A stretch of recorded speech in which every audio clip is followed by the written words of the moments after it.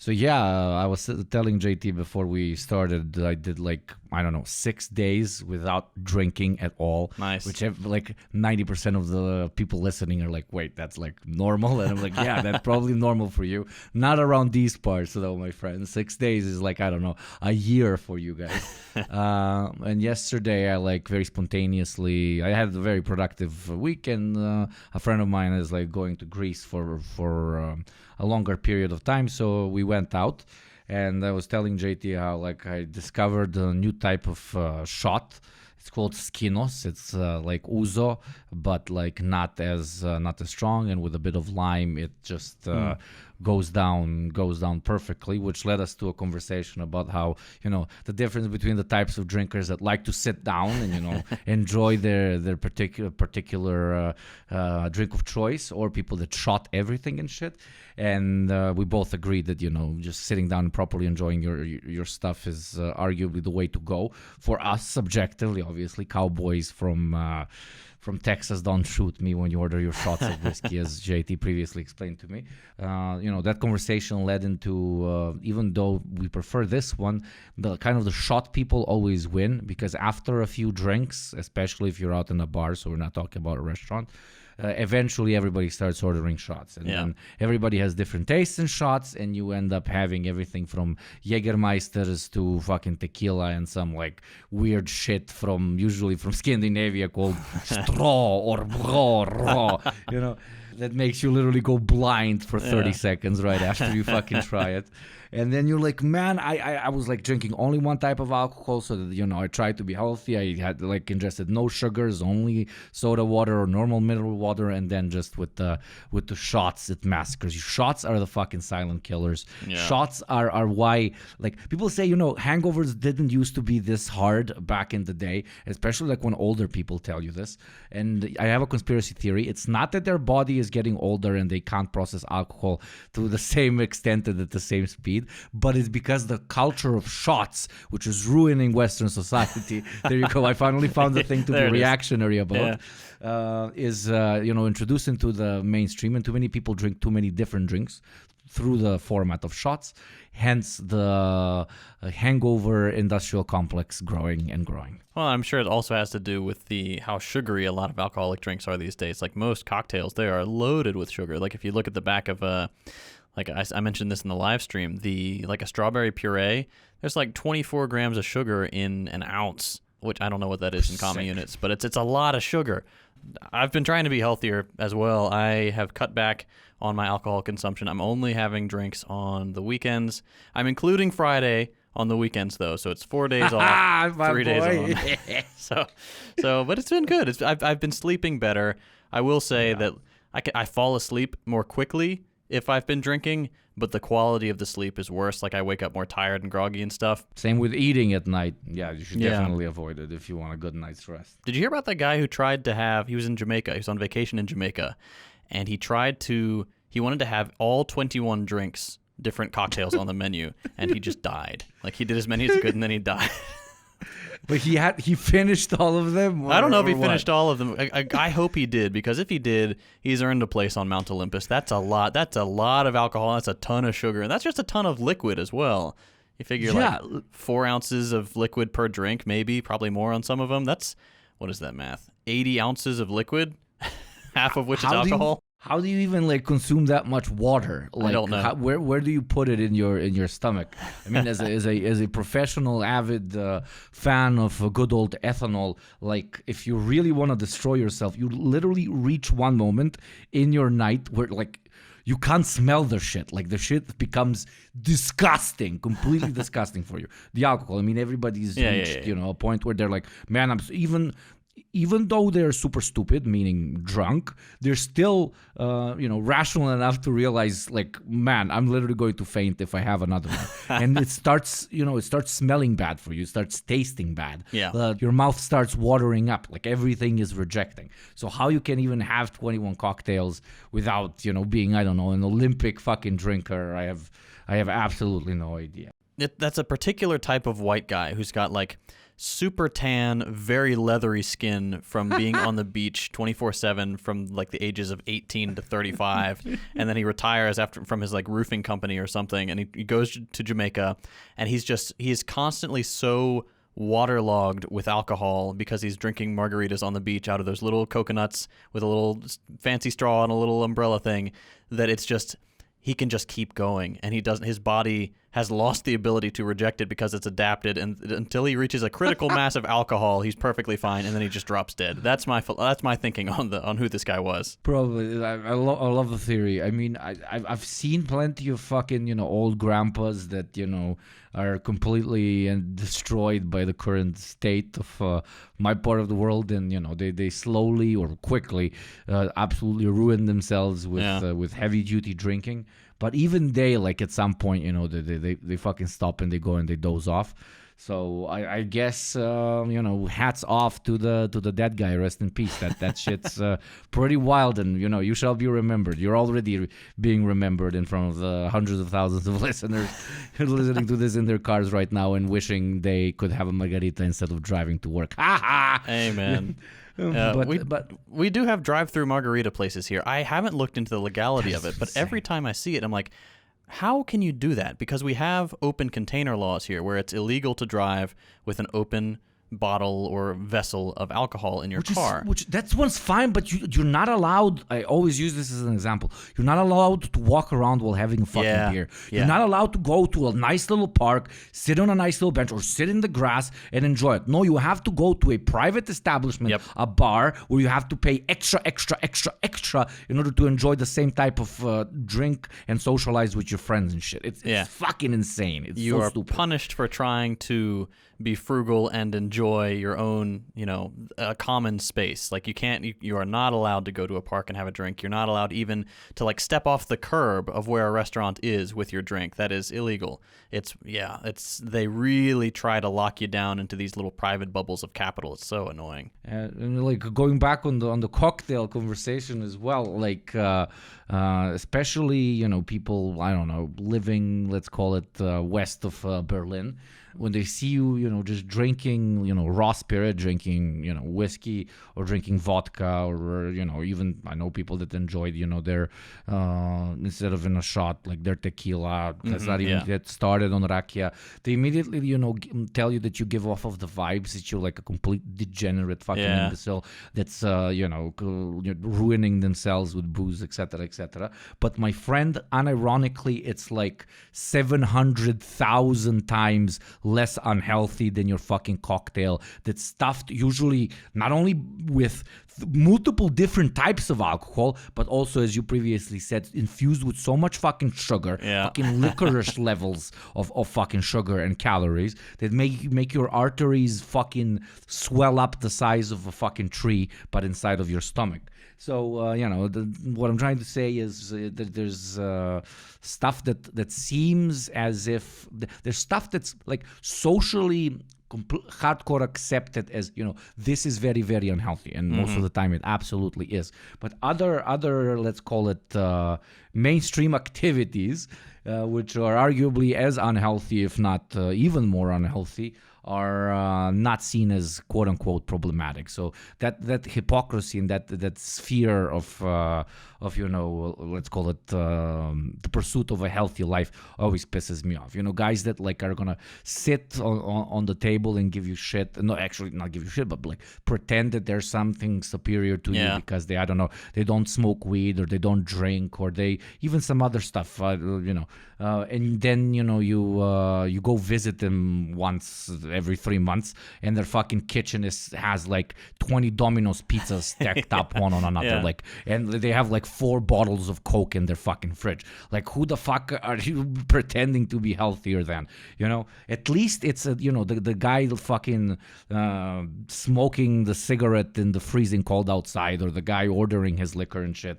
Again, not good things. Children, please do not do this. But at least they kind of know what they're doing to themselves. It's like it's so in your face. Like, like, okay, this stuff is like bad for you. You can get some incredible enjoyment, beautiful adventures from it, etc., etc. But there are minuses. There are drawbacks that you will receive from this. But you don't see, what's the fucking word when you don't have like a cancer warning on pizza boxes and stuff on McDonald's like that. boxes, like literally. So it's that kind of mixing and balancing and choosing of what we get to wiggle our finger at, and the stuff we don't get to has always been a bit annoying to me. Yeah.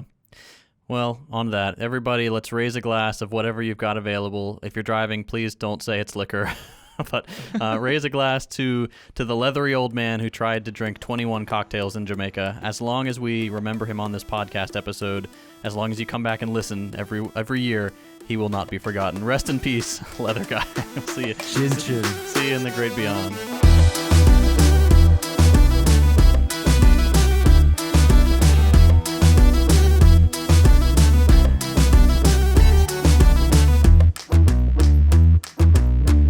Well, howdy, y'all. Sorry. Keep that in. Yeah. Keep that in. That's how we started the first episode, yeah. Yeah, that's what I wanted to say. Like, that is like a perfect... Oh, sorry, please. Throwback. All right. Howdy, y'all. Today we're tackling one of the biggest topics we've ever done on the show, the 4 major U.S. political assassinations of the 1960s. That's JFK, MLK, RFK, and Malcolm X. Of course, the first thing you'll notice is that they all have one thing in common, the letter K. JFK, MLK, RFK, and Malcolm. The thing about Malcolm is he held his pencil like a 5-year-old, kind of balled up in his fist, so his K's looked like X's. But I'm pretty sure that the letter K is the root of this conspiracy.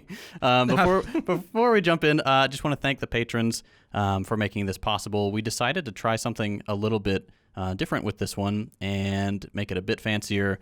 So it might be a little bit long, but I think it's going to be super interesting. So you all just tell us what you think. We appreciate you. If you're not a patron, you can get a bonus episode at one of the tiers. And if you really like us, you can join our Habibi tier, where we have a private chat, and you can voice chat with us once a month and just hang out, shoot the shit. It's a lot of fun. But we love you all. Thank you very much. And let's continue. Anyway, these 4 political murders came at a time of intense struggle within the United States. The left was growing, the anti-war movement was in full swing, and for once, the establishment was afraid of what that might mean. In this episode, we're going to do a little dive, not a full deep dive, because that would take like 30 hours. We're going to do a little dive into the history and conspiracies surrounding each assassination, and look at the effects the murders had on the left and the course of history. So, without further ado, let's start with John F. Kennedy. To those nations who would make themselves our adversary, we offer not a pledge, but a request that both sides begin anew the quest for peace. Before the dark powers of destruction, unleashed by science, engulf all humanity in planned or accidental self-destruction. So let us begin anew, remembering on both sides that civility is not a sign of weakness, and sincerity is always subject to proof. Let us never negotiate out of fear, but let us never fear to negotiate. Let both sides seek to invoke the wonders of science instead of its terrors. Together, let us explore the stars, conquer the deserts, eradicate disease, tap the ocean depths, and encourage the arts and commerce. Let both sides unite to heed in all corners of the earth the command of Isaiah to undo the heavy burdens and let the oppressed go free. Let both sides join in creating a new endeavor, not a new balance of power, but a new world of law, where the strong are just and the weak secure and the peace preserved.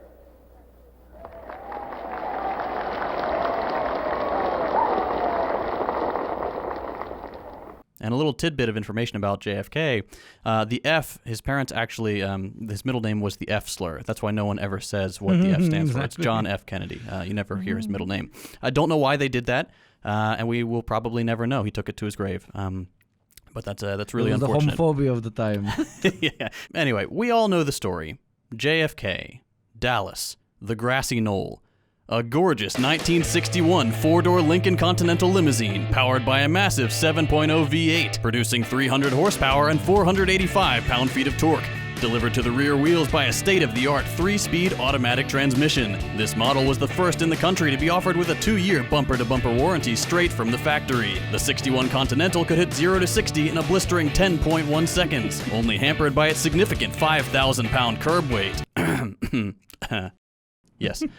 In the fall of 1963, President John F. Kennedy was preparing to run for a second term. That September, he spoke in 9 different states in less than a week, in a whirlwind tour to promote his platform: education, national security, and something you'll never hear about today, world peace. In November of that year, the Kennedys boarded Air Force One headed for a 2-day, 5-city tour of Texas. Despite some concerns about the possibility of violence from certain extremist cells who had attacked a U.S. ambassador to the UN just a month earlier, Kennedy's engagements in San Antonio, Houston, and Fort Worth were uneventful.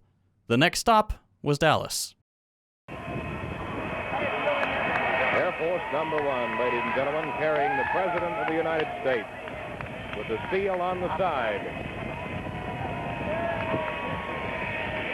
A lot of the Dallas official welcoming party is walking out to meet the plane, headed, of course, by His Honor, the Mayor and Mrs. Earl Cabell, Mr. and Mrs. J. Eric Johnson. Mr. Johnson will introduce the President at the speech later this afternoon. Unloading out of Air Force 2, Vice Presidential Party. Some brilliant red roses have been brought out and will be presented to the First Lady. There's Mrs. Kennedy, and the crowd yells, "And the President of the United States." And I can see his suntan all the way from here.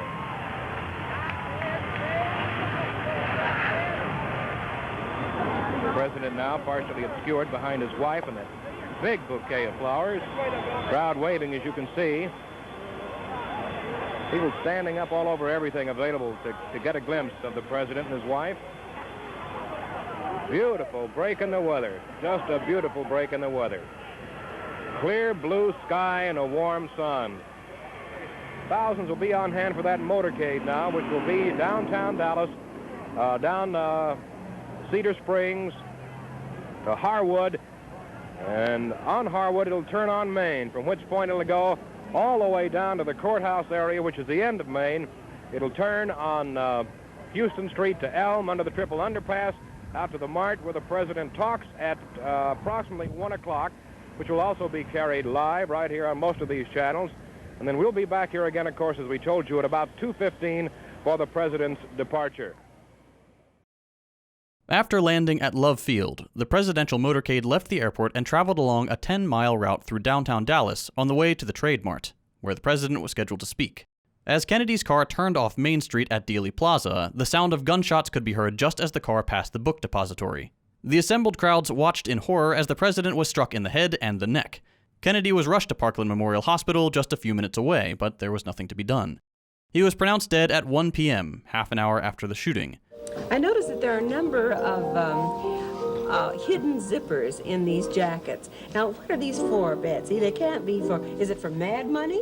Well, it depends on where they're placed. They can be wherever you want them. Uh-huh. You know, for the pockets so that no snow gets into it, the zipper holding the hood in because it's easier to put the hood on and off with the zipper than it is with the snaps. Then there's zippers up the side so that the jacket will fit tightly around the hips, keeping that straight, sleek look that it should have. And very often you'll find a zipper hidden in the arm. Good afternoon, ladies and gentlemen. You'll excuse the fact that I'm out of breath, but about 10 or 15 minutes ago, a tragic thing from all indications at this point has happened in the city of Dallas. Let me quote to you this. And you'll excuse me if I am out of breath. A bulletin, this is from the United Press, from Dallas. President Kennedy and Governor John Connally have been cut down by assassins' bullets in downtown Dallas. They were riding in an open automobile when the shots were fired. The president, his limp body carried in the arms of his wife Jacqueline, has rushed to Parkland Hospital. And if you'll excuse me if I give some directions and we talk about what we're going to do here for the next few minutes, but Bobby, let's tape this, if you please, particularly the interview with the eyewitness people. It is being taped good.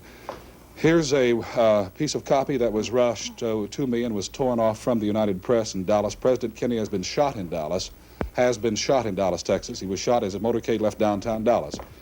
Mrs. Kennedy jumped up and grabbed the president. She cried out. We were standing on Houston Street between Main and the next street over. Jerry, come in, would you please? And the next street over, we watched the president come by and gave him the applaud that is due the office of the President of the United States. And as he turned left, 2 or 3 shots rang out. We thought they were firecrackers until, I thought they did until the last shot rang out and we heard people screaming. And we rushed over in time to see a policeman standing behind one of the fire poles, looking around as if for some place to shoot, someone to shoot at. I'd like to remind you here that as the news comes in to the newsroom, we will be on the air. We'll have our eyewitness people here in just a moment. Vicki, would you see if they need some coffee or something? These people are awfully shaken up. They come awfully close. They were in the line of fire. Jerry? I remember, Jay, you said, I thought it was, a firecracker or something like that, and then they followed one shot, and then a second or two later, another shot, and then another second or two, and then the third shot, and you said the man's been shot at, and we both turned. No, I said, my God, that's gunshot. That's right. Oh. And then we turned right over, we were behind the... Bobby, why don't you just take your shot over there and pan around, and we will walk over and pick up the audio. Shortly after the president was shot, police took Lee Harvey Oswald into custody. Oswald was a recent hire at the book depository and was accused of murdering Kennedy and a policeman near the scene. That Sunday, November 24th, Oswald was scheduled to be transferred from the police HQ to the county jail. As millions of Americans watched live coverage of the event, a man emerged from the crowd and shot Oswald at point-blank range. The man was Jack Ruby, a local nightclub owner. Oswald died 2 hours later. Here he is. Here he comes. Now the prisoner wearing a white spider from his t-shirt. Let me have it. I want it. Being let out by Captain Fritz. There is the prisoner. There is Lee. He's been shot. He's been shot. Lee Oswald has been shot. There's a man with a gun. It's absolute panic. Absolute panic here in the basement of Dallas Police Headquarters. Detectives have their guns drawn. There is no question about it. Oswald has been shot at point-blank range, fired into his stomach. He is shot. He is shot. All right, so these are the facts of the story. This is the stuff that everybody witnessed and we can all agree upon. But that is just the tip of what is perhaps the biggest conspiracy iceberg of any assassination. And I don't say conspiracy here to be disparaging. The term conspiracy theory definitely has some negative connotations. But the official report about the Kennedy assassination it doesn't add up. And it makes perfect sense that people around the world, from, genuinely crazy people to respected scholars, would try to piece together the reality of the event. The Kennedy theories go way too deep to cover in even a multi-hour episode, so let me just hit a few of the highlights real quick. The overarching claim made by most people about the JFK assassination is that he was killed not by some lone gunman, but by the CIA. The Central Intelligence Agency tried really hard after the assassination to pin the blame solely on Oswald, saying he was working with the Cubans and the Soviets to kill the president. They often cited a trip Oswald took to Mexico City, which included a photo of him and an audio recording. But the thing is, the person in the photo clearly isn't Oswald.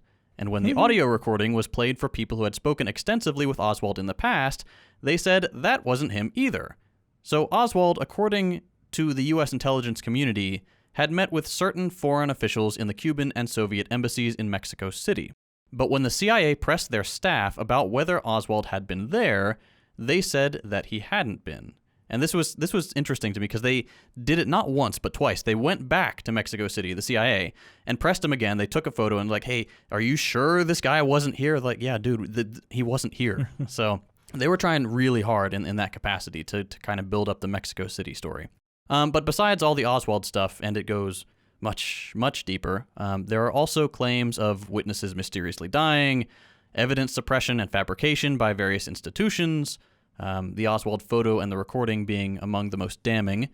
There are claims of multiple gunmen. One researcher spoke to a U.S. military expert on assassinations, which is kind of ridiculous that that's a thing. And he said it was a textbook setup. You had an L-shaped section of streets where the car would have to slow down a lot, like to 11 miles per hour, I think it was, and snipers positioned at either end of the L so they could catch the target in a crossfire to ensure a kill. That's how the U.S. works, and how they trained like right-wing militias and stuff in assassinations in other parts of the world. So that it lines up with that exactly in Dallas. The dude was saying, like, yeah, you couldn't wish for a better setup for an assassination that was pre-planned to a T. There were also inconsistencies with reporting from the official investigations, namely the Warren Commission, which bafflingly allowed the CIA and the FBI to investigate themselves, which it's amazing. He's like, yeah, we investigated ourselves and we found we did nothing wrong. It's like, no shit, they're going to find that. But they allowed the CIA and FBI to investigate themselves rather than appointing independent investigators, which was, the standard, which should have been done, which is kind of strange that it didn't happen that way. That's my classic shit that I use as a joke. I say, dude, don't you know, like in North Korea, one of the agencies, the main intelligence agencies, whacked one of the biggest politicians in the country. And this country is so fucked up that they investigated themselves and found themselves not guilty about this. Oh, wait, it's not North Korea. It's America. Oops. To a lib who's, very and they'll be 100% on board too. Like, oh, yeah, the Kim regime is really authoritarian. It's like, you idiots. Oh, God. They're like, man, it's more complicated than that. You're probably oversimplifying it, bro. Like, come on, man. Yeah, that's God. Anyway, but then there's this really wild theory involving George H.W. Bush, who was in Dallas at the time. But he has said that he doesn't remember where he was or what he was doing at the time of the assassination. Like, everybody from that era remembers where they were and what they were doing. It's like 9/11 for people our age. We obviously all remember it. But to not remember when you were in the city at the same time is absurd. Guy was drunk out of his fucking brain. He was an oil man. He may have been on the booze. Not only that, he has never mentioned the event in any of his books, despite being in the area and being involved with the CIA. Not even to offer like cover-up stuff, which is incredibly sus. And according to one researcher, Bush was working as an intelligence agent in Houston in those days, and was in Dallas the night before and the morning of the assassination. 1 week after the assassination, an employee of the FBI wrote in a memo that, quote, Mr. George Bush of the Central Intelligence Agency was given a briefing on the reaction to the assassination. And the CIA tried to cover this up by saying that the memo referred to another George Bush, one George William Bush, who worked a night shift in a low-ranking position that would have no reason to be briefed on the assassination. And to make things worse for the CIA, the guy himself even testified under oath saying, quote, I am not the George Bush of the Central Intelligence Agency referred to in the memorandum. So, that sounds crazy. Fucking Lord. And, most people don't actually suspect that Bush Sr. actually pulled the trigger on a sitting U.S. president, but rather that he was involved in the conspiracy in some capacity. And some years later, Bush was made director of the CIA. But all of this stuff, it just barely scratches the surface, and you really start to feel like a crazy person when you dig into the details. And a lot of researchers claim that's by design. It's beneficial to the intelligence community for people who disagree with the official report to sound like lunatics. Because if you think about it, like, how bad would it look if the truth came out that incontrovertibly, yes, the CIA killed a U.S. president? And of course, the big question then is, why would they do that? And we'll get to that when we talk about the results of these 4 assassinations. But for anyone interested in learning more about the wild rabbit holes surrounding the JFK assassination, Chapo has a great couple episodes on the George Bush angle. I think they call it the Poppy Saga, something like that. And TrueAnon has at least one episode talking to one of the leading researchers on the subject. There's also And another one about the assassin specifically. Oh, that nice. guy's life was fucking ridiculous. Like, there ain't no way. Okay, I'm not gonna. Sorry. Yeah, there's so much to it. Oh my god, Trying to you be start digging, it's unbiased, but- insane. But yeah, and then there's, what was it called? The recent Oliver Stone documentary came out in 2021 called JFK Revisited, and the book it was based on called Destiny Betrayed, JFK, Cuba, and the Garrison Case by James D. Eugenio. And that's the guy that TrueAnon had on their show. He says the book has like 2,000 footnotes, which is insane. And that just goes to show just how much time and energy has been spent trying to unravel what is probably the biggest and juiciest conspiracy of our time. Every once in a while, we'll get like a small batch of documents that have been declassified, but the bulk of the material is under lock and key until 2029, I believe. So I guess we'll just have to revisit this episode in like 6 years and see, because I'm really curious to see what's in there. But yeah, I don't want to. I'm not going to put on a conspiracy theory cap. Like, I'm not big into a lot of these theories, like lizard people and stuff. But man, if you don't think the CIA Except had the something Jew to do one. with The Jew one is like almost always correct. But yeah, the true. other Yes, one of course. absolutely. But this one, I got a bridge to sell you if you don't think they were involved. What, the Jews? No, the CIA. We are joking. We are joking. That about wraps it up for JFK. I mean, we could go on for multiple hours just about him, but we've got 3 more people to get to, so I'm going to hand it off to you, Gopnik, who's going to talk about RFK.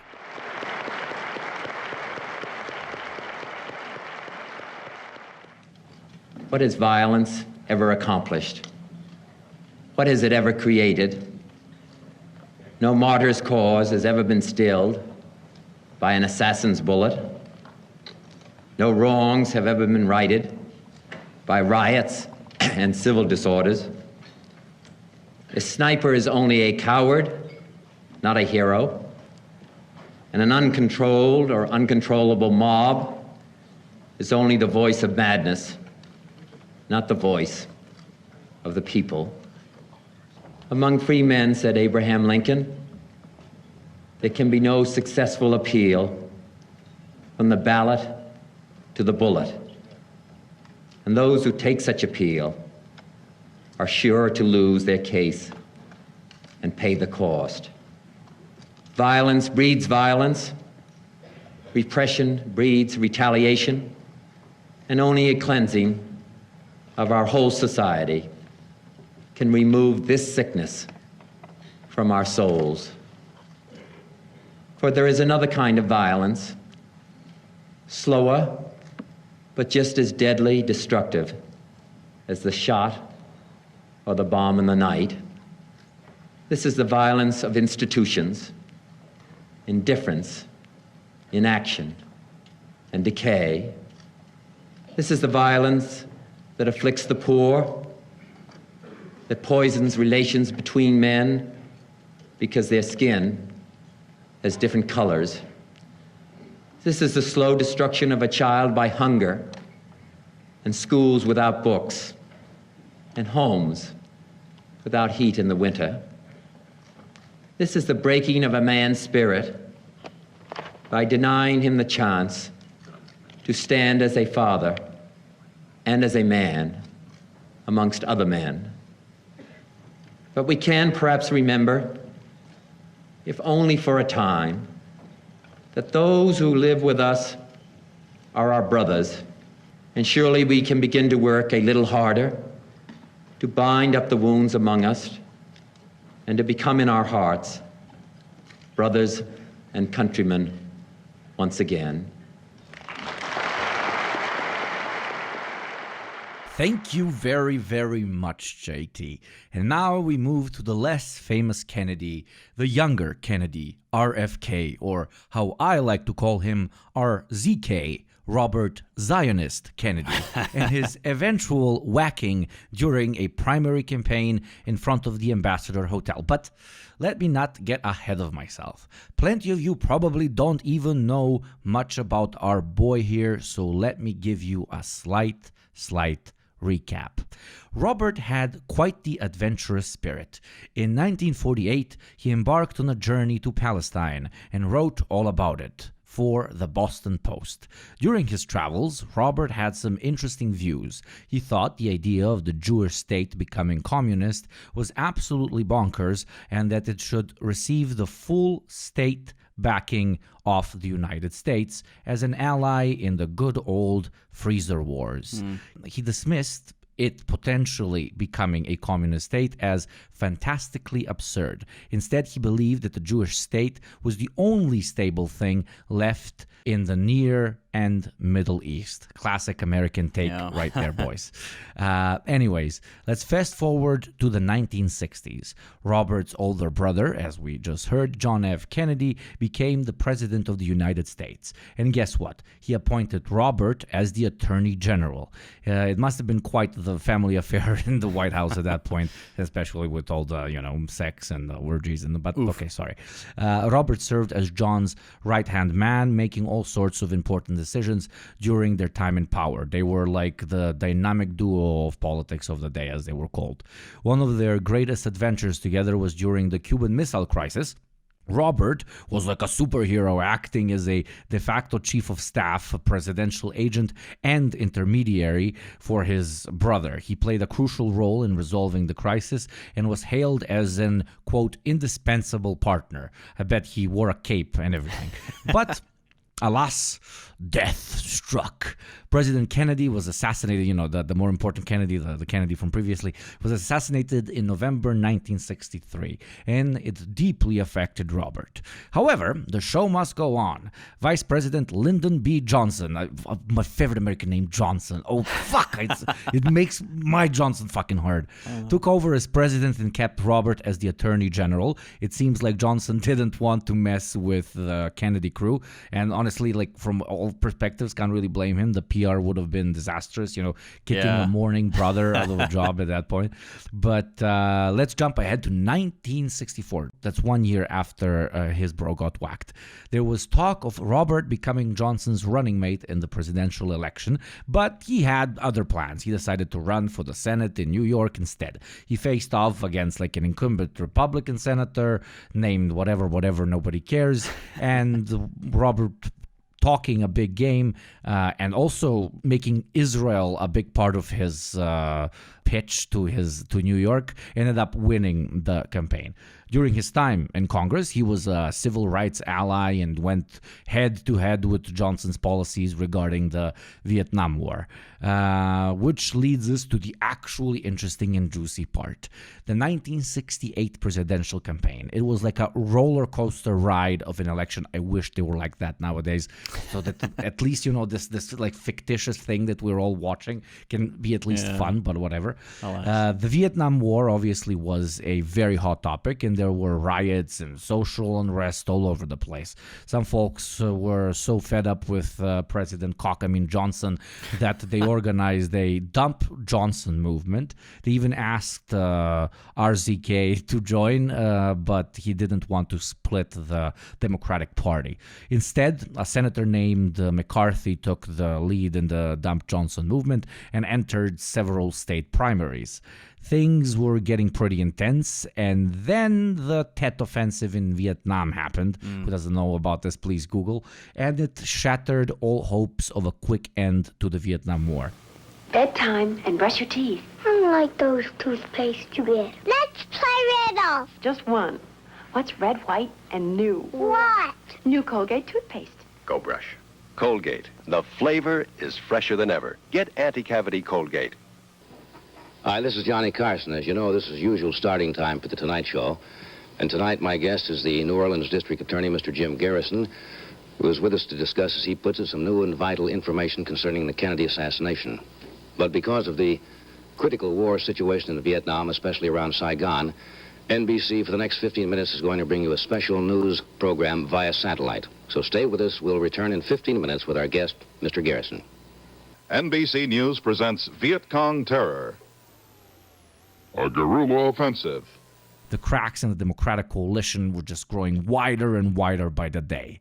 But wait, there's more. In the New Hampshire Democratic primary, McCarthy almost defeated Johnson. It was a close call. 4 days later, Robert finally announced his own presidential campaign. And that was a game changer. Just when you thought things couldn't get any crazier, Johnson himself announced that he wouldn't seek re-election, and he pulled out. The California presidential primary elections were held on June 4th, 1968, and polls by CBS showed Kennedy leading by 7%. The statewide results gave Kennedy 46% to McCarthy's 42%, though we'll never know the results of that election for obvious reasons. In the wee hours of the morning after a long day of campaigning, Robert F. Kennedy took the stage to address his supporters in the fancy embassy ballroom of the Ambassador Hotel. It was like a scene out of a Hollywood movie, complete with a gold medalist bodyguard and a former football player by his side. Kennedy was feeling victorious and declared, "On to Chicago, let's win there." But things took an unexpected turn. The plan to exit through the ballroom was scrapped, and Kennedy was redirected through the kitchen. As he made his way through the crowded maze, shaking hands with enthusiastic fans, fate had a different plan in mind for him. So I thank all of you who made this possible this evening, all of the effort that you made, and all of the people whose names I haven't mentioned, but who did all of the work at the precinct level, who got out the vote, who did all of the effort, brought forth all of the effort that's required. I was a campaign manager 8 years ago. I know what a difference that kind of an effort and that kind of commitment makes. So I thank all of you, those of you who are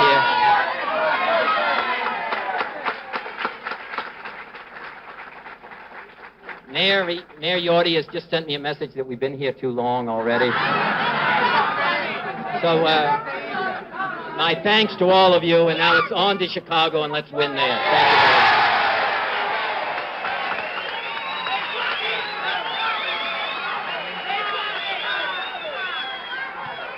very much. Senator, do you have any message? Senator, how are you going to counter Mr. Hortley's and his background in you as far as the delegate votes? Okay, hey, wait. Hey, I want to hear really loud.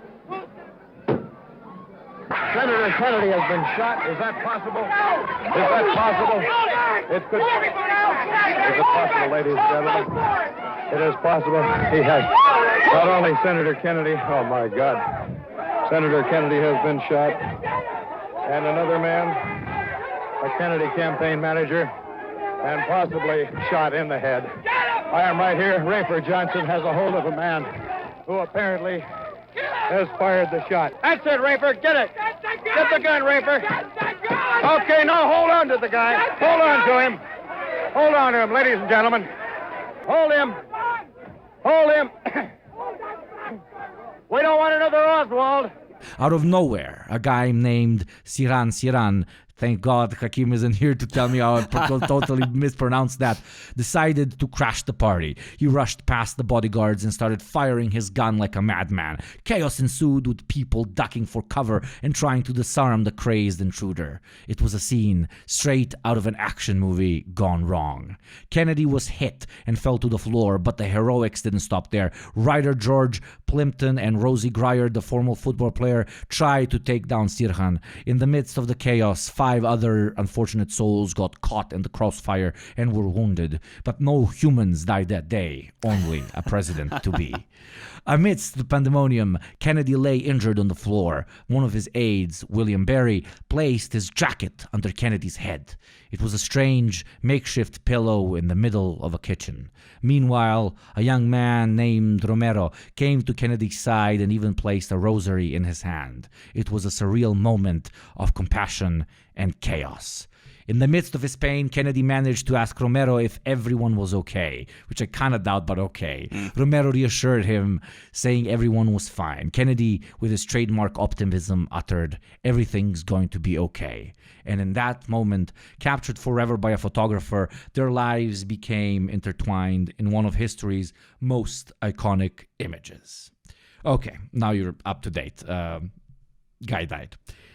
Time for the even more fun part, the conspiracies right after, we learn a bit more about the killer.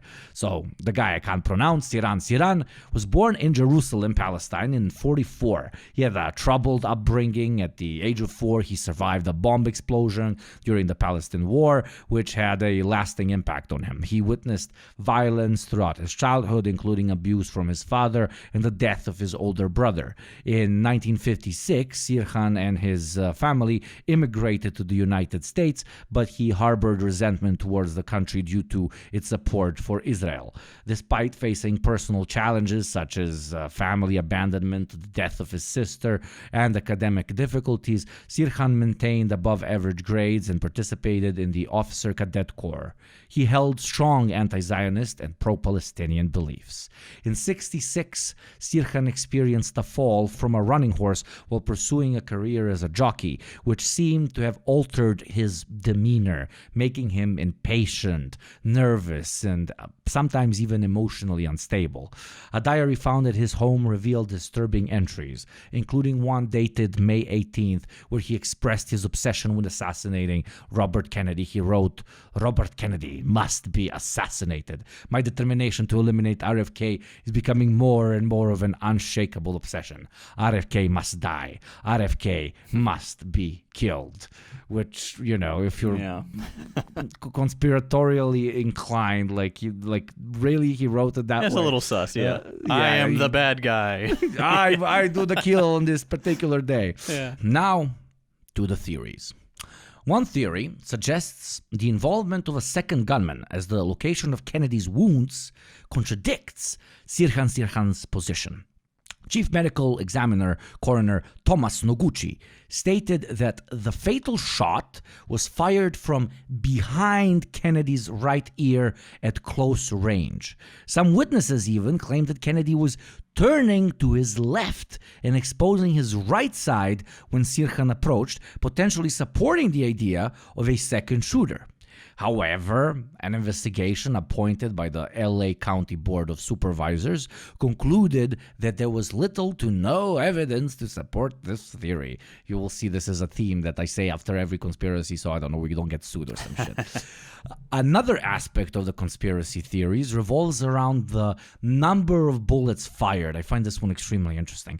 Witnesses reported finding bullet holes in the pantry door frames, suggesting more shots were fired than Sirhan's 8-shot gun could hold. Robert Kennedy Jr. later commented on the excessive number of bullets as well. Acoustic analysis of an audio recording made during the shooting indicated the possibility of at least 13 shots being fired, according to some forensic experts. And to repeat, the shooter's gun only could hold 8. They also noted instances where the time between shots seemed shorter than humanly possible, suggesting multiple guns were used. However, other acoustic experts disagreed, claiming that only 8 shots were recorded on the tape. So it's expert disagreement when it comes to this particular conspiracy theory. And it can't lead anywhere, but it's extremely interesting. Moving on, in terms of, for example, forensic analysis, a panel of experts found that the 3 bullets that struck Kennedy came from the same gun, but could not match them to Sirhan's revolver. They criticized the lead crime scene investigator for running a careless investigation. Sirhan's defense attorneys later claimed that a bullet which was used as evidence had been switched at the crime scene because it did not match Sirhan's gun. Fucking insane. Thane Eugene Caesar, by the way, incredibly cool fucking name, a security guard employed to protect Kennedy, has been suggested as a potential second gunman. Cesar had extremely far-right views and had expressed opposition to the Kennedys. While he admitted to drawing a gun at the scene, he claimed it was a different caliber from the bullets found in Kennedy. The LAPD did not consider Cesar a suspect during their initial investigation, so we will basically never know. Moving on to a bit of a crazier one. The Manchurian candidate hypothesis proposes that Sirhan was psychologically programmed to commit the murder, unaware of his actions at the time, and subsequently had his memory wiped. Prison psychologist Edward Simpson Callas allegedly supported this theory, and Sirhan himself claimed to have no memory of the assassination. His defense attorneys accused the CIA of hypnotizing him and making him an involuntary participant. That's an interesting one. Yeah, this one would be the most fun for it to be true, but yeah. It's literally 100 million % unprovable. Yeah, I don't go in for the whole hypnosis thing. I get that, like, some people are probably more susceptible or suggestible than others. Like, oh, you're going to forget this, and then maybe they try to suppress it or something. I don't know. I don't buy it. Seems a little woo magic to me, but it would be really funny. Like, I just imagine, like, the Kennedys walking through and some dude whispers, "Flamin' hot Cheetos," and then the dude just jumps out and blasts him. Like, it would be so fun to be the programmer of these Manchurian candidates in the CIA, just like flipping through popular culture, being like, all right, what's your activation? Oh, Big Chungus. Your activation code's going to be Big Chungus. That's the last thing your target hears, someone saying Big Chungus, and he just gets capped. Like even if I was some conspiracy fucking head, which I really am not, to me this one rarely makes fucking sense, because obviously this approach, even let's imagine that this was set up and that all these guys that killed all these people like worked for different agencies and shit. It's much cheaper and much more practical to just get some fucking either, ideologically motivated or criminal dude or just somebody lost in time and space to just whack a president for you. You don't need to like actually spend billions of dollars on a brainwashing system which will then brainwash them into doing this. There are plenty of fucking candidates that you can use as what's the term? Not pansies, ponzies, patsies? Patsies, mashallah, oh fuck me, as the patsies in these sort of circumstances without obviously, creating a whole fucking mind-wiping system. But yeah. And lastly, we finish with arguably the most classic ones. Allegations of CIA involvement have been classically raised. A documentary filmmaker claimed to have identified 3 CIA operatives in videos and photographs taken at the Ambassador Hotel during the assassination. However, subsequent investigations found discrepancies and inconsistencies in the identifications, casting doubt on these claims, which put like in a short way that they missed one of the 3 CIA agents. They said it was a different guy.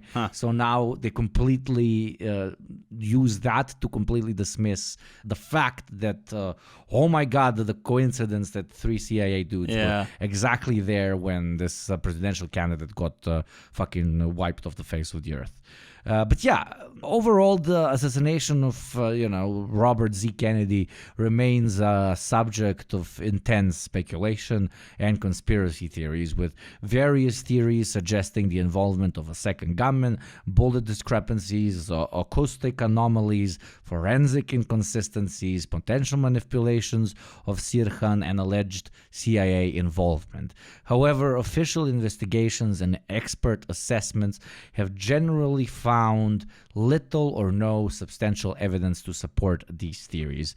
And as I said multiple times, I don't know what to think or say, but 2 Kennedys with similar political opinions being whacked in such a short time span is pretty fucking wild to me. All I'll say, we're presenting you all this shit, you make your own conclusions, but all I will say is if the older Kennedy happens to have been whacked by our favorite governmental intelligence agency, it'd be a fucking insane hell of a fucking coincidence for the other one not to also have been. Basically what I'm saying is if they killed one of them, they fucking killed both of them.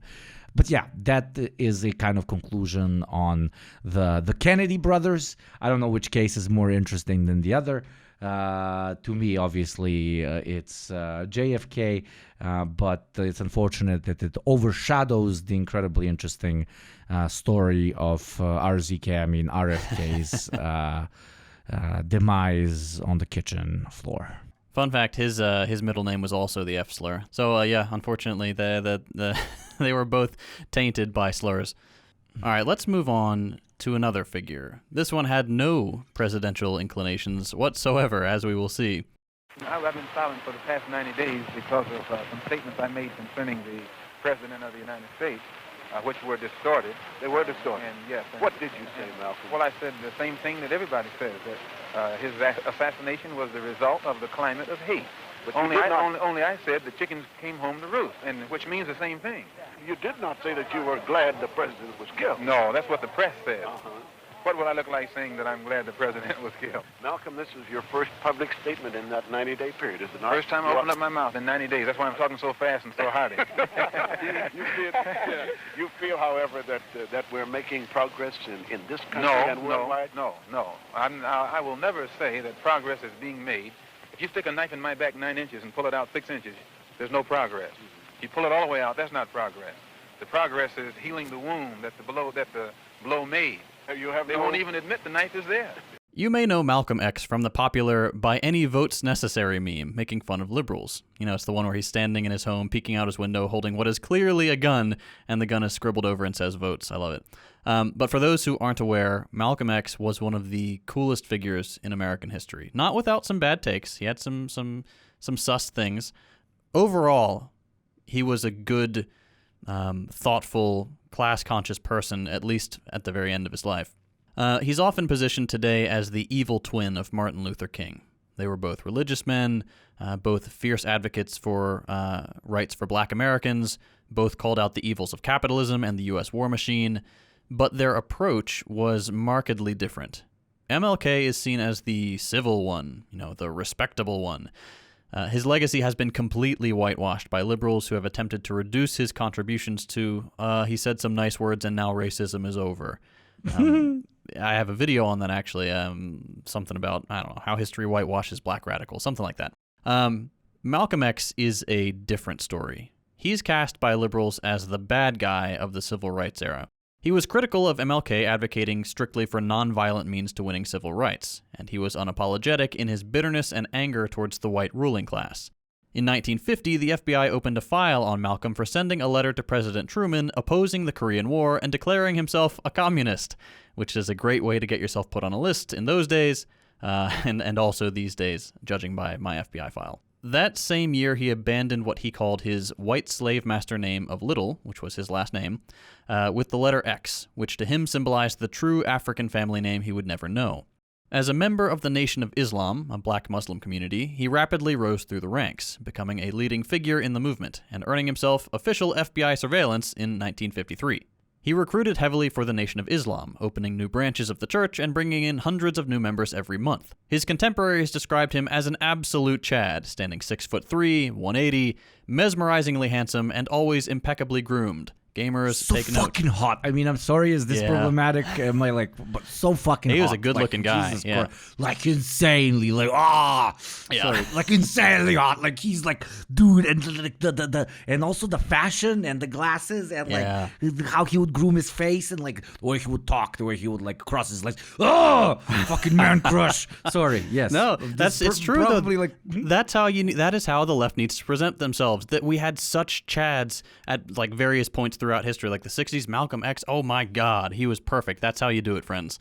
Anyway, the wider U.S. public became aware of Malcolm X in 1957, when he single-handedly brought a crowd of like 1,000 people to the doors of a police station, where a few members of the Nation of Islam were being detained after being brutally beaten by the police. Malcolm managed to arrange hospital transportation for one man who was severely injured, and then he dismissed the crowd with a simple hand gesture. He just like walked out and waved at him, and they dispersed. This rightly spooked the police. One of them quoted, "No one man should have all that power." But shortly after, undercover agents were sent to infiltrate the Nation of Islam, and that will become important later. Assalamu alaikum.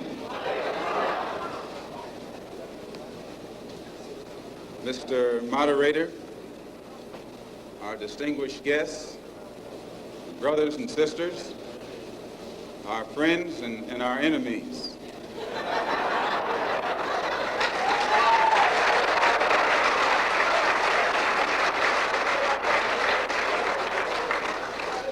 Everybody is here. In 1960, his reputation established, Malcolm X, now having taken the name Malcolm Shabazz or Malik el-Shabazz, was invited to attend official functions of several African nations at the UN General Assembly in New York City. He also publicly met with Fidel Castro as part of Harlem's Welcome Committee. Castro was so impressed with Malcolm that the two later met privately, and Castro invited him to visit Cuba. To me, that's the best stamp of approval you can get, is Fidel's like, yo, come play basketball with me in Cuba. Like, yes, absolutely. He's a Chad. Malcolm X had some pretty spicy takes. He called white people devils, which, true. He called MLK a stooge of the white establishment. He advocated for the complete separation of black people and white people, the establishment of a country within the United States for black people, and their eventual return to Africa. He also argued that black people should defend themselves by any means necessary. That's where the voting meme comes from. The main difference between MLK and Malcolm X was that MLK was patient, and that Malcolm X was fed up with the status quo and ready to burn it down. Over the next several years, Malcolm X grew his understanding of the evils of capitalism and imperialism, traveling widely and developing his political theory. After returning to the United States, he quickly became one of the most sought-after speakers on college campuses, and he took every opportunity to speak to the youth, as well as socialist organizations and labor unions. At this point, the anger and bitterness of his earlier years had kind of clarified itself into a genuinely class-conscious rhetoric of emancipation for black Americans and the downtrodden. In 1964, threats against Malcolm X had reached a fever pitch, especially from the Nation of Islam, his former organization, which he had distanced himself from some years back, and as you might remember, had been infiltrated by the FBI.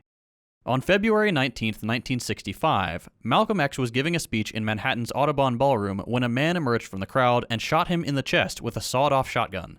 He was followed by several others with pistols. Malcolm X was rushed to the hospital and pronounced dead shortly after, having suffered 21 bullet wounds. He raised his hand in a Muslim greeting, Salam Alaikum. At that point, I heard a rumbling behind me, and I'm sure everyone else did too. And I turned around in my seat to see what it was. And then I saw two guys standing up. And the next thing, my next impression, it all happened very rapidly, as you can understand, is of the gunshots. And I saw Malcolm had his hand up. He said, stay cool, stay calm, or something like that. And just then the gunfire went off, and his hand was up. I remember this. I turned around quickly, and the next thing I saw was Malcolm falling back in a dead faint. I heard shots, and I saw people crawling on the floor. And so I got down too. Then when I was looking out, and I saw someone look in amazement to the front, I knew they had shot my husband. One of the assailants was beaten and captured by the crowd before police arrived. Fun fact about the police, when they did arrive, witnesses said they kind of just sauntered in. Some of them had their hands in their pockets, they're just taking their time. None of them had their guns drawn despite an enormous amount of gunfire. So that's a little sus. Anyway, one of the dudes was beaten and captured by the crowd, and then two others were identified and subsequently arrested, and all three of them received life sentences. But here's the thing.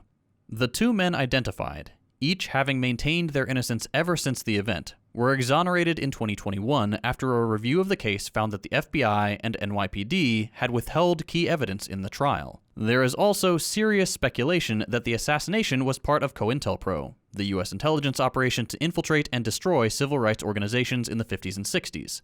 This theory is most likely correct, as John Ali, the National Secretary of the Nation of Islam, was an FBI informant and a former agent, and Malcolm X had told a reporter that Ali was constantly trying to exacerbate the friction between Malcolm and the nation.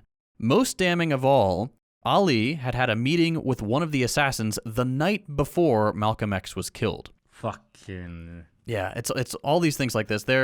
And the family is opening a case, a wrongful death case against the NYPD, FBI, and CIA. There's all this stuff, this evidence that's come to light since then. It's like, man... And also, what a traitorous fucking dog, man. Yeah, what honestly. A dog, fucking... No, it's an offense to dogs. Beautiful animal. Yeah, Pieces of shit.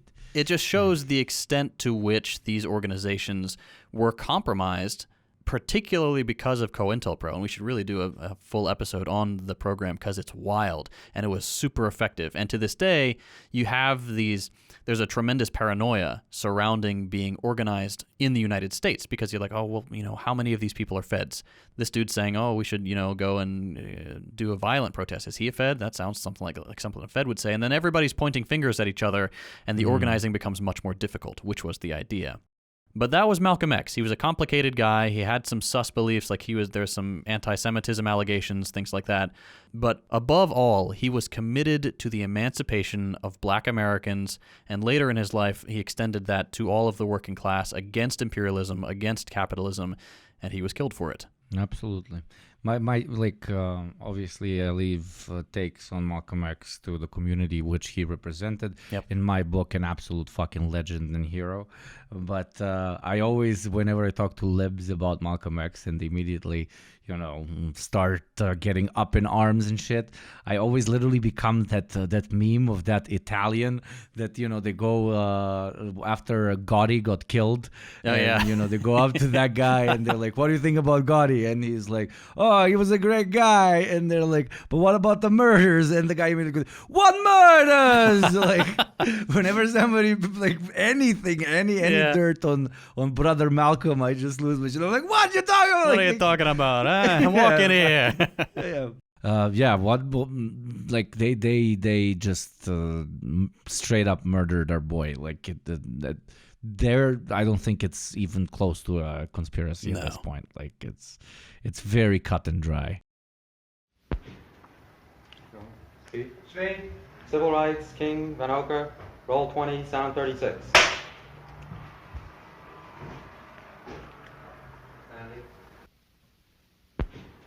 Dr. King, in addition to your commitment to the idea of nonviolence, wasn't it also the only thing you could do, the white community having the monopoly on violence, that if you had tried violence, they would have met it with violence?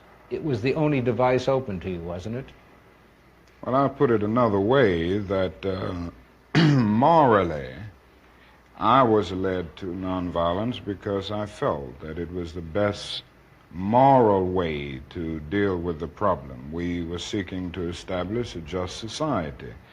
And it was my feeling then, and it is my feeling now, that violence is certainly much more socially destructive, and it creates many more social problems than it solves. So I was led to nonviolence for deep moral reasons. Now, there is no doubt about the fact that in our struggle in Montgomery and all over the United States for that matter, nonviolence is also practically sound. It would just be impractical for the Negro to turn to violence. He has neither the instruments nor the techniques of violence. We are about 10 or 11% of the total population of the nation, and I would say we're about 1/10 of the firepower. So it would just be totally impractical and unwise and unrealistic for the Negro to think of violence. Well, I saw this in the beginning in Montgomery, but this wasn't the basic reason that I turned to nonviolence and that I believed in it as a philosophy.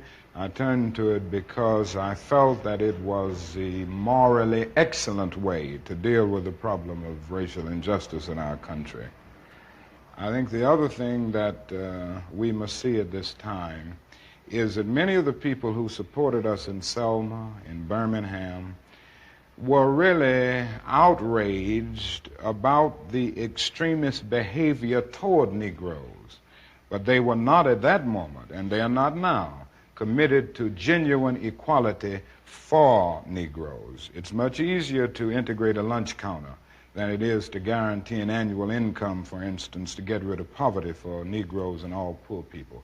It's much easier to integrate a bus than it is to make genuine integration a reality and quality education a reality in our schools. It's much easier to integrate even a public park than it is to get rid of slums. And I think we are in a new era, a new phase of the struggle, where we have moved from a struggle for decency, which characterized our struggle for 10 or 12 years, to a struggle for genuine equality. And this is where we're getting the resistance, because there was never any intention to go this far. And continuing to the other side of the coin, as the libs try to set it up, of the civil rights movement, we will be talking about the unfortunate murder of MLK. And to start off, unlike RFK, who I need to introduce, I am not going to do so for MLK because, well, it's fucking MLK, and I don't think I should even explain myself. You should feel very bad if you don't know anything about the esteemed Reverend. So let's start out with some background on the actual assassination. In the mid-1950s, MLK began receiving death threats due to his involvement in the civil rights movement. He had confronted the risk of death, including a nearly fatal stabbing in '58, and made its recognition part of his kind of philosophy, believing that it couldn't halt the fight for equal rights. Following the assassination of Kennedy in '63, King expressed to his wife that he believed a similar fate potentially awaited him, referring to society as being sick. In '68, King traveled to Memphis to support African-American city sanitation workers who were on strike. The workers were protesting against unfair wages and poor working conditions. The strike had escalated after the deaths of two workers in a garbage compacting truck. On March 28th, King participated in a march in Memphis, which turned violent. He returned to Memphis on April 3rd, facing a bomb threat that delayed his flight. Nonetheless, he delivered his famous "I've been to the mountaintop" speech at the Mason Temple. In the speech, King recalled his previous assassination attempts and mentioned a letter from a young girl who expressed gratitude that he had not sneezed, implying that such a simple act could have cost him his life. He reflected on various civil rights events and acts of disobedience, highlighting their significance and impact. King prophetically referred to the threats against him and expressed his readiness to face whatever challenges lay ahead, as he had already glimpsed the promised land. He concluded with a sense of contentment and fearlessness, emphasizing that he had seen the glory of the coming of the Lord. And now on to the assassination. Well, I don't know what will happen now. We've got some difficult days ahead. But it really doesn't matter with me now, because I've been to the mountaintop. I don't mind. Like anybody, I would like to live a long life. Longevity has its place. But I'm not concerned about that now. I just want to do God's will. And He's allowed me to go up to the mountain. And I've looked over, and I've seen the promised land. I may not get there with you, but I want you to know tonight that we as a people will get to the promised land. On the fateful day of April 4th, '68, Martin Luther King Jr. found himself in room 306 of the Lorraine Motel in Memphis. It was a room he had stayed in numerous times, earning it the nickname King Abernathy Suite. Reverend Rolf Abernathy, a close friend and colleague of his, shared the room with him. In his final moments, King spoke to musician Ben Branch, who was scheduled to perform that night. He made a request urging Branch to play "Take My Hand, Precious Lord" at the gathering, emphasizing the importance of its heartfelt rendition. MLK was standing on the balcony outside of room 306, conversing with Reverend Jesse Jackson, when tragedy struck. A shot rang out and King was hit. The bullet, fired from a Remington Model 760 rifle, entered his right cheek, shattering his jaw and severing vertebrae as it coursed through his spinal cord. The projectile tore through his jugular before coming to rest in his shoulder, violently ripping off his necktie. King collapsed backwards, unconscious, bleeding profusely. Hearing the gunshot from inside the hotel room, Abernathy rushed to the balcony where he discovered King lying on the floor, his cheek bleeding badly. Jesse Jackson initially claimed to have cradled King's head, but differing accounts arose among King's colleagues, and Jackson later revised his statement stating that he had merely reached out for King. Andrew Young, another member of the Southern Christian Leadership Conference, initially believed King to be dead, but detected a faint pulse. King was swiftly taken to a hospital where doctors desperately attempted to revive him. Despite their efforts, he never regained consciousness and passed away at 7:05 p.m. According to King's autopsy, his heart showed the weariness of a 60-year-old rather than that of a 39-year-old, a testament to the immense stress endured during his 13 years of relentless work in the civil rights movement.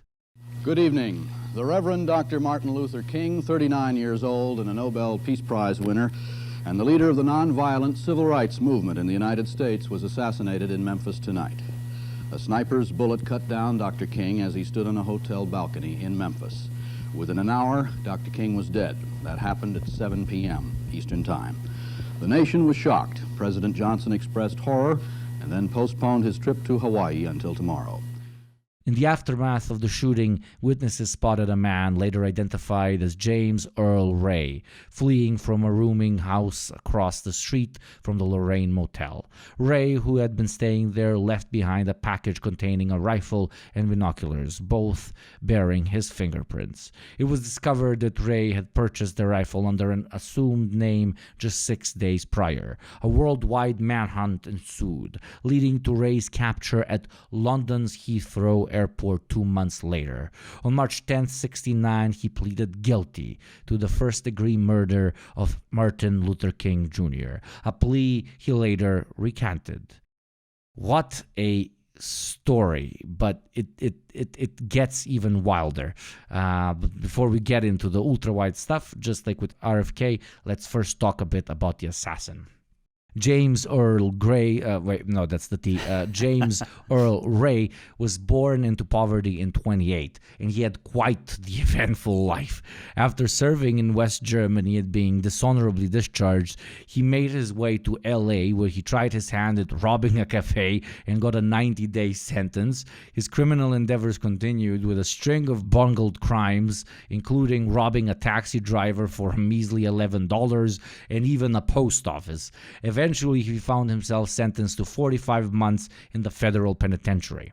But there's more. In 1959, Ray joined forces with another ex-convict named James Owen to rob a Kroger store in St. Louis. This time, he was handed a hefty 20-year sentence at the Missouri State Penitentiary. However, Ray had a knack for escaping, and this wild motherfucker in 1967 made a grand getaway in a bakery delivery truck outside of the maximum security prison. According to Ray, his life took a sharp turn when he became a gun runner with a Cuban handler named Raul. Raul allegedly instructed Ray to buy the rifle used in the assassination and even recommended he stay at the infamous Lorraine Hotel. Now, let's fast forward to April 4th. Ray found himself in Memphis, checking into a boarding house conveniently located next to Jim's Grill. He paid a whooping $8.50 for a week's stay, and lo and behold, the rear of the boarding house faced the Lorraine Hotel perfectly. Talk about a fucking coincidence. His fingerprints on the abandoned gun quickly identified him, which, by the way, why the fuck would he leave it there? But whatever. On April 24th, he managed to secure a Canadian passport and purchased plane tickets to London. However, his grand plans were foiled when the FBI apprehended him on June 8th. Rumor has it that he was aiming for the white minority-ruled Rhodesia. Classic Ray. In 1969, Ray made a strategic move by pleading guilty to King's murder, avoiding the dreaded death penalty.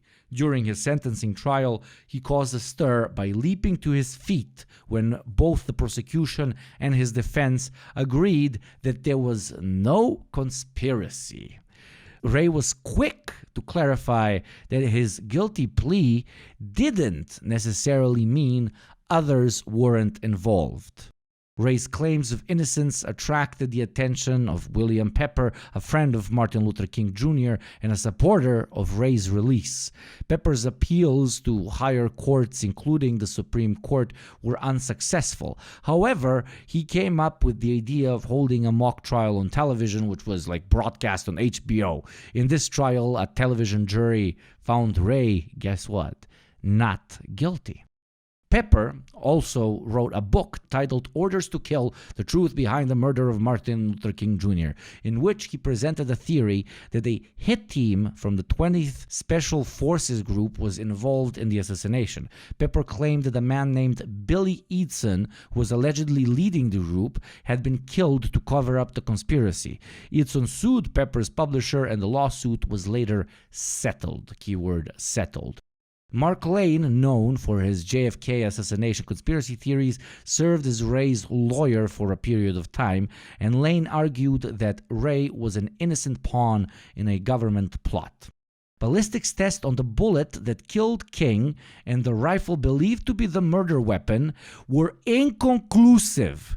In 1997, further tests were conducted comparing the test bullets from the rifle with the bullets that killed King. A ballistic expert testified that the killing bullet did not have the same reference points found on the test bullets and lacked the unique barrel markings. Fucking insane. King had been under surveillance by the FBI since the Montgomery bus boycott in '56. The FBI tried to paint King as a communist and discredit his personal life. Hoover, the director of the FBI, referred to King as, quote, the most notorious liar in the country.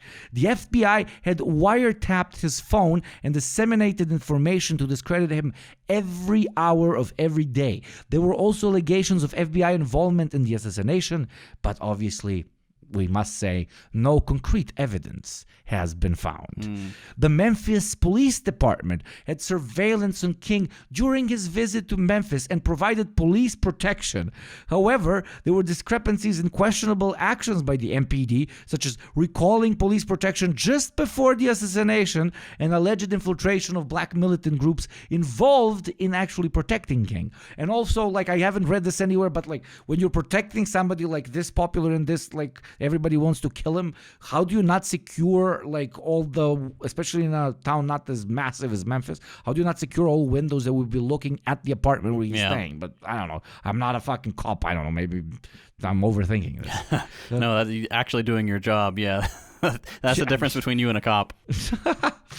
Continuing, members of King's family and associates, including his children and individuals who worked closely with him, believe in a conspiracy and Ray's innocence. They expressed their belief that there was a larger conspiracy involving government agencies, the mob, and white supremacist groups in King's assassination.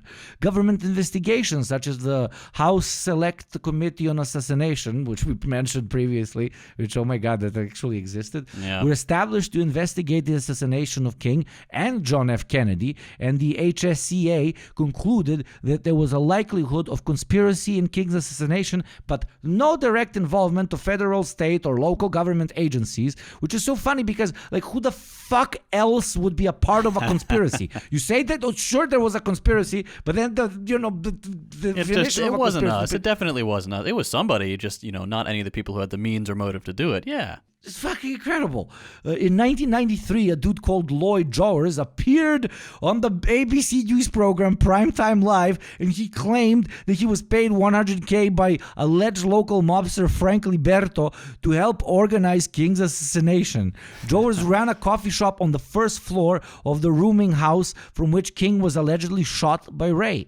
The back door of his shop led to the bushes, which were removed by the MPD. Jowers had remained silent for 25 years after King's assassination, but he only produced his confession after Ray's HBO mock trial. He claimed that he was part of a larger conspiracy to assassinate King and frame Ray as a patsy. he claimed that Raul, Memphis police officer, and the mafia had been involved. Jowers even named Memphis police lieutenant Earl Clark as the shooter instead, a specific guy. In 1999, a civil suit brought by Coretta Scott King, MLK's wife, alleged that Jowers and others had conspired to assassinate King. The King family turned to William Pepper, who had defended Ray in his HBO mock trial, etc., to represent them in the wrongful death lawsuit. So this is a civil lawsuit. King family versus Lloyd, Jowers, and other unknown co-conspirators. That was the name of the actual suit. And during the 4-week trial, guess what? Pepper brought forward over 70 witnesses and thousands of documents. Jowers testified that Ray was only a scapegoat and that Memphis police officer Earl Clark actually fired the fatal shots. And this civil case was won.